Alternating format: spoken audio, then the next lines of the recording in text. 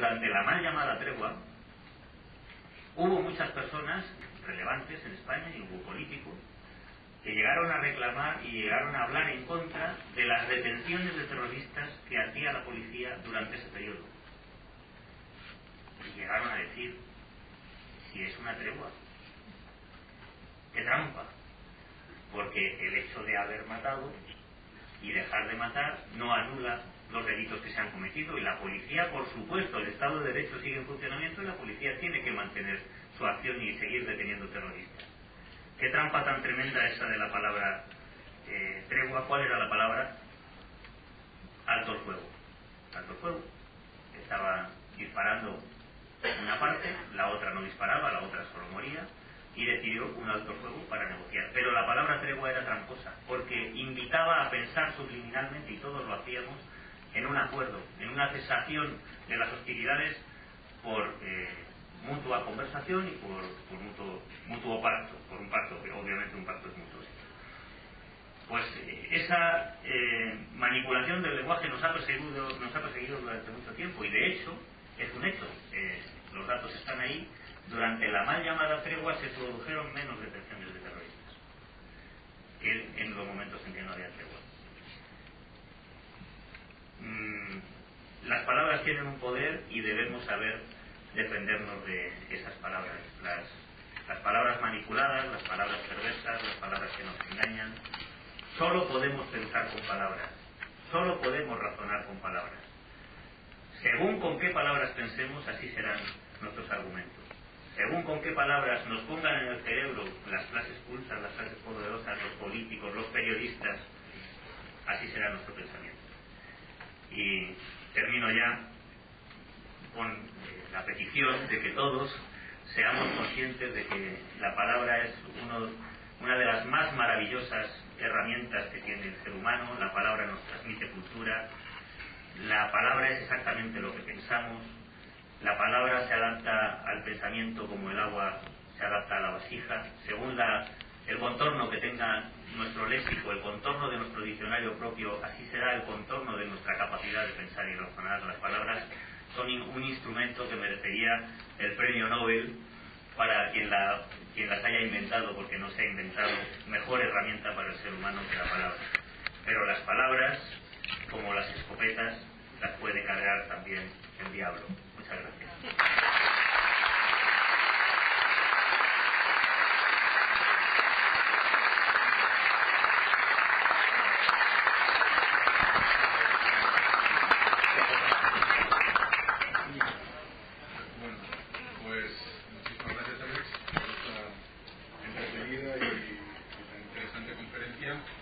Y ahora se trata de dar el poder de la palabra a ustedes. Así que vemos una, dos, ¿quieres hacer pregunta-respuesta o...? Sí. Vamos primero aquí en la segunda fila. Le tienen que pasar el micrófono, un poquito de paciencia porque nos cuesta bajado. Y si se levanta y nos dice el nombre, por favor.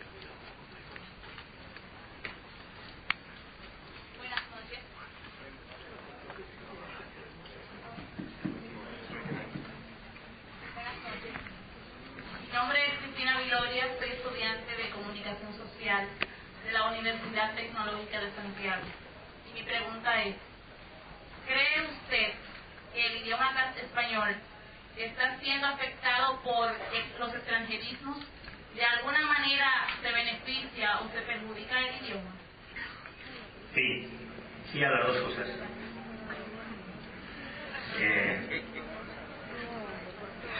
Los extranjerismos, cuando ocupan la casilla que ya tenía ocupada una palabra de nuestro idioma, acaban perjudicando. Cuando ocupan una casilla que no existía, es probable que nos enriquezcan. ¿Qué sucede cuando en España, por ejemplo, no llevo el tiempo suficiente aquí para poner ejemplos dominicanos, pero en España se usa la palabra cúter del inglés, que es una hoja que corta. Pues que si decimos cúter, que ya se ha instalado, y vas a una tienda y si no dices cúter no consigues que te vendan lo que buscas. Ya no decimos estilete, ya no decimos fleje, ya no decimos lanceta, que son tres palabras que existían en español y que bisturí en algunos países de habla hispana se usa también.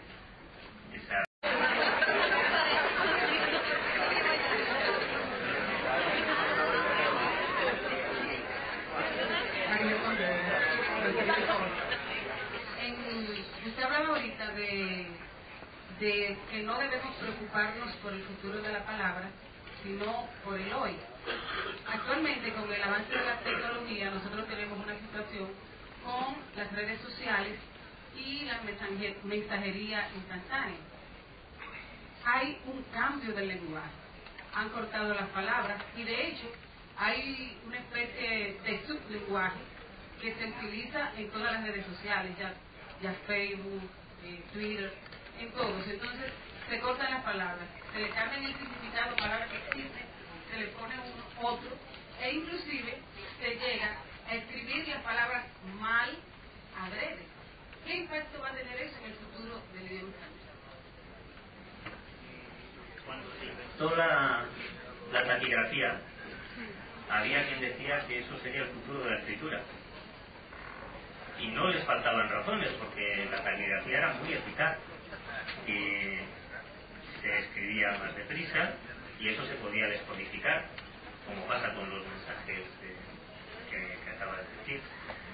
Al final la taquigrafía pasó a la historia y yo creo que ya casi nadie la utiliza porque ha sido desbordada por las grabadoras, ¿no?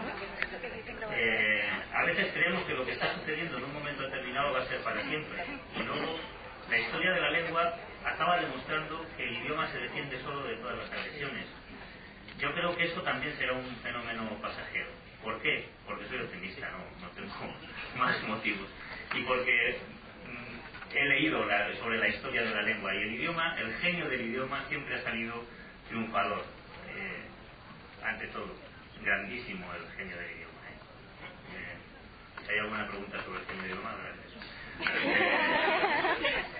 yo creo que el problema será un problema cultural. El alumno o el joven que utilice esas abreviaturas, esos esqueletos ambulantes, que son esas palabras llenas de Ks y de abreviaturas, esos esqueletos que escriben, los podrán utilizar en ese registro para hablar entre amigos. Y si son personas cultas, cambiarán de registro cuando tengan que dirigirse a un auditorio, cuando tengan que presentar un documento ante un tribunal, cuando tengan que escribir una carta de negocios. Sabrán combinar los registros, igual que todos sabemos combinar el registro del habla familiar, del habla en un congreso.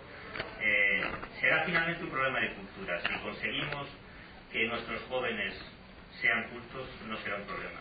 Si nuestros jóvenes son incultos, será un problema, pero no será un problema de las palabras, será un problema de la educación.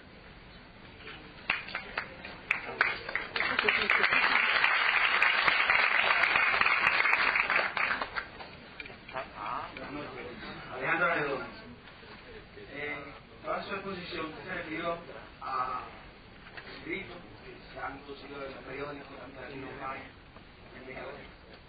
Pero me gustaría que usted se refiriera a la palabra hablada, o sea, ¿dónde se maltrata más? ¿Escribiendo o hablando el idioma? Me gustaría también que se refiriera al caso del género, o sea, ciudadano, ciudadana, o sea, el estiramiento dominicano, dominicana. En el caso particular, nuestra Constitución es una joya. Son 200 y pico de artículos y comienza primero dominicano, dominicano, ciudadano, ciudadana, pero ya cuando vamos antes de la mitad ya sigue dominicano, que claro.